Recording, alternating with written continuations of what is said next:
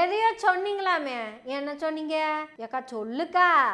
நமக்கு சில நேரங்களில் நீங்கள் என்ன சொன்னீங்கன்னு கேட்க முடியாமல் போகுதுங்களா? சொல்லி போட்டிங்கன்னா என்ன ஏதுன்னு ஆராய்ச்சி பண்ணி போடுவோம். சகோதரர் சீமான் சொல்லியிருக்காரு, ஏன் இப்போ வாய்ஸ் கொடுக்குறீங்க? தலைவர் கேப்டன் கட்சி ஆரம்பித்தார், அப்போல்லாம் சொல்ல அவர் உடல் நலம் சரியில்லாதப்போ அப்போல்லாம் சொல்லாதவர் ஏன் இப்போ கேப்டனை வந்து அண்ணன் விஜயகாந்த்னு சொல்கிறாரு அப்படின்னு அவர் எல்லா இடத்துலையும் பேசுகிறத நான் பார்த்தேன். உலகம் அறிந்த உண்மையை சீமான் அவர்கள் உறக்க சொல்லியிருக்கார். அதான் உண்மை. அதனால் வந்து அவர் அண்ணன்றாரு, எங்களை பொறுத்த வரைக்கும் தம்பி அவர். சரிங்களா? ஏன் இப்போ வாய்ஸ் கொடுக்குறீங்கோ?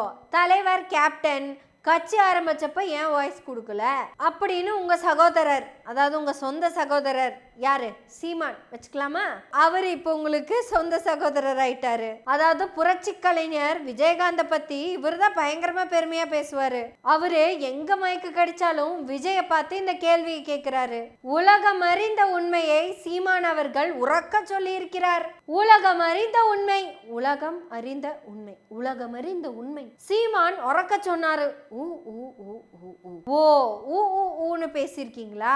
சரி சரி சரி சரி. உலகம் அறிந்த உண்மையை சீமான் சொன்னாருங்கிறது நீங்க தெரிஞ்சு சொல்றீங்களா தெரியாம சொல்றீங்களா? கேப்டனோட உடல் நலத்து மேலையெல்லாம் சீமானுக்கு அக்கறை இருந்துச்சுன்னு இன்னும் நம்புறீங்களா?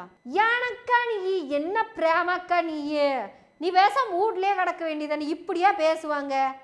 ஆட 2011 இந்த கத்தினி இருக்கான்ல, அதான் உங்க வீட்டுக்காருக்காக தான் நான் அன்னைக்கு என்னைக்கும் பேசுனேன் அப்படின்னு சொல்லி திரிறான்ல, அவனத்தான் சொல்றேன். அந்த கொள்ளையில போனவன் கொல்லப்புறமா போய் லொல்லு பண்ணதுக்கு வேண்டி அவன் மேல கேஸை போட்டு தூக்கி உள்ள வச்சாங்க. அப்புறம் அம்மா ஆட்சி வந்ததுக்கு அப்புறம் இவன் போய் அம்மா காலில் விழுந்து, அம்மா இந்த லூசு மேல போட்ட கேஸை கொஞ்சம் லூஸா விடுங்க, அது போக கொஞ்சம் கேஸும் கொடுத்தீங்கன்னா இந்த எலெக்ஷன்ல உங்களுக்கு வேண்டி பம்பரமா சூறாவளியா தேர்தல் பிரச்சாரத்தை உங்கள் கட்சி கோப்பா சேவை விட நான் இருக்கமா சீமான். இந்த லூசு மேலே போட்ட கேஸை மட்டும் நீங்கள் லூஸாக விட்டா போதும், கூட கொஞ்சம் கேஸையும் கொடுத்தீங்கன்னு வச்சுக்கோங்களேன். பேட்டா காசு என் மேலே போட்ட கேஸை அந்த பக்கம் தள்ளி வைங்க, நீங்கள் கொடுக்க போகிற கேஷை என் பக்கம் தள்ளி விடுங்க. This is what the dealing between your husband and that your brother Seeman. Husband கூட டீலிங் போடல, அம்மா கூட தான் டீலிங்கு. அப்போதான் அம்மா சொன்னாங்க, நெல்லுக்கு இறைத்த நீர் வாய்க்கால் வழியோடி தேமுதிகக்கும் பொசியுமாம் அப்படின்னு சொல்லிட்டாங்க. இந்த எட்டப்பா அந்த காலத்து கட்டப்பா மாதிரி, தாயே இதுவே உன் கட்டளை, உன் கட்டளையே என் சாசனம் அப்படின்னு துப்புருன்னு ஊரா சுத்திக்கிட்டு கிடந்தான் பிரேமக்கா. ஆட உங்க வீட்டுக்கார் மேல அக்கறையோட எல்லாம் இவன் எதுவும் பேச போல. இவன் மேல போட்டிருந்த கேஸுக்கு வேண்டியும் 10 பைசா காசுக்கு வேண்டியிருந்தா இம்புட்டும் பண்ணா. இவன் உங்களுக்கு இப்ப சகோதரன். பரவாயில்ல, நான் சொன்ன இந்த 2011 சகோதரன் சொன்னா கூட நான் இதை அக்செப்ட் பண்ணிக்கிறேன். இப்ப இந்த 2025 சொன்னதை கூட அக்செப்ட் பண்ணிக்கலாம் பிரேமக்கா. 2016 அக்காக்கு ஞாபகம் இருக்குமான்னு தெரியல, இந்த விஜயகாந்த்னு ஒருத்தர் இருக்கார்ல, அவருக்கு முதலமைச்சர்னு எழுதவே தெரியாதாமா. ஏன் பிரேமக்கா? நான் அக்கா சொன்னேன், நான் சொல்லுவேன், சொன்ன மாதிரியே அவங்களுக்கு தெரியுது. ஏ சில்றப்பையா, அக்காவுக்கு தம்பியாய் தங்கச்சிக்கு அண்ணனாய் உன்னோட வசனங்களை எல்லாம் எடுத்து விடு. விஜயகாந்தை முதலமைச்சராக ஒரு கூட்டணி போட்டுக்கிட்டு லூசு பையல். பிரேமக்கா நல்லா கேட்டுக்கோங்க, நீங்க சொன்ன உலகறிஞ்ச உண்மை இதுதான். அந்த கூட்டணிக்குள்ள இருக்கிற நல்ல கண்ணுக்கு கால் கட்ட மயிர் அளவுக்கு பெறுவானடா விஜயகாந்த். பிரேமக்கா கேட்டீங்களா? உண்மை, உலகறிஞ்ச உண்மை. முதலமைச்சருக்கு எத்தனை எழுத்துன்னு சொல்ல சொல்லு, பதவியை கொடுத்துருவோம். இது 2வது உலகறிஞ்ச உண்மை. அடுத்து பாரு, விஜயகாந்த முதலமைச்சர் ஆக்கிரணும்னா ஆந்திராவில் ஆகு, தெலுங்கானால போய் ஆயிக்க, ஏன் ஊர்ல உனக்கு என்ன வேலை? இது 3வது. இதுதான் ஆட ஒண்ணுமில்லக்கா, உலகறிஞ்ச உண்மையா சாட்டா சொன்னனுக்கா. கேட்டில்லக்கா, இதுதான் சீமானுக்கு உலகறிஞ்ச உண்மை. விஜயகாந்த பத்தி பேசுனது. நல்ல கண்ண ஐயாவே நாம எப்பவும் மதிப்போம், புரட்சி கலைஞரை எப்பவும் மதிப்போம்.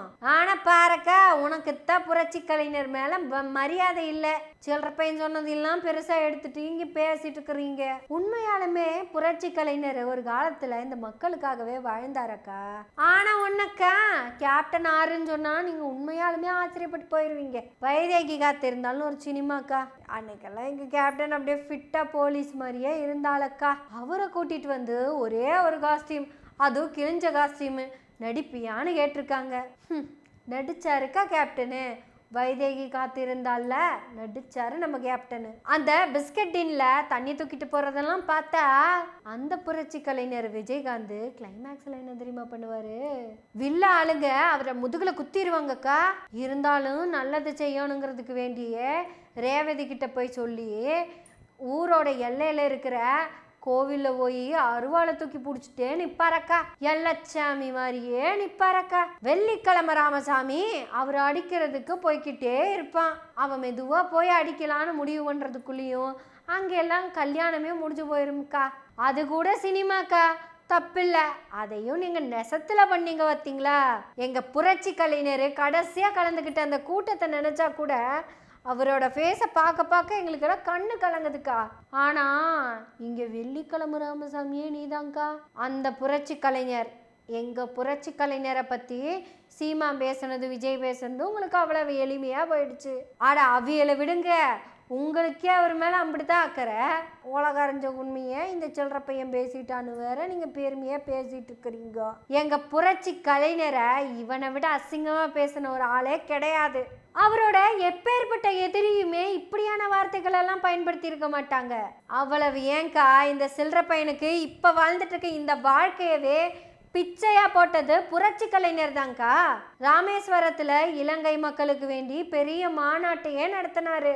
அன்னைக்கு இருந்த நடிகர் சங்க தலைவர் புரட்சி கலைஞர் விஜயகாந்த் இருக்கார்ல, அவர்னால மட்டும்தான் அப்படி ஒரு கூட்டத்தை அங்க திரட்டி இருக்கவே முடியும். அப்பேற்பட்ட புரட்சி கலைஞர் கூட்ட அந்த மீட்டிங்ல தான் இந்த நாயி முறையா மேடை ஏறுறான். அவனுக்கு இலங்கைனா என்னன்னு தெரியாது, அங்க என்ன பிரச்சனை நடக்குது, அங்க நடக்கிற போர் என்ன, இது எதுவும் தெரியாது.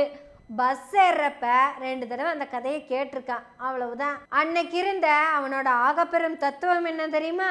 அவன் வேட்டிக்கு அவுந்து விடுற நேரம் என்னைக்கு அப்படிங்கிறது தான் திரும்பி திரும்பி பாடிக்கிட்டு திரிஞ்சான். இவன் எடுத்த படத்துல இருந்து அந்த இளவு பாட்டத்தான் இவன் பாடிக்கிட்டு இருந்தான். ஆனா அந்த மொத்த மீட்டிங்ல ஆரம்பிச்சவன் இன்னைக்கு உங்களையும் தாண்டி பணக்காரனா நிக்கிறான் பாத்தீங்களா? இதுதான் உலக அறிஞ்ச உண்மை. புரட்சி கலைஞர் எத்தனையோ பேத்துக்கு வாழ்க்கை பிச்சை போட்டிருப்பாரு. அப்படி எங்க புரட்சி கலைஞர் போட்ட எச்ச பிச்சையில வளர்ந்தவன் தான் இந்த சில்லற பையன். அவன் சொல்றான் புரட்சி கலைஞரை பார்த்து கட்ட விரல் மசருக்கு சமமாவியான்னு. இந்த வார்த்தையெல்லாம் நீங்க கேட்டுட்டும் சகோதரர் சீமான் உலகமறிஞ்ச உண்மையை பேசியிருக்காரு. போக்கா கோவம் தான் வருது. ஆனால் என்ன பண்ணுறது, புன்னகையோட தான் பேசணும், புன்னகையோடு இருப்போம். நன்றி, வணக்கம்.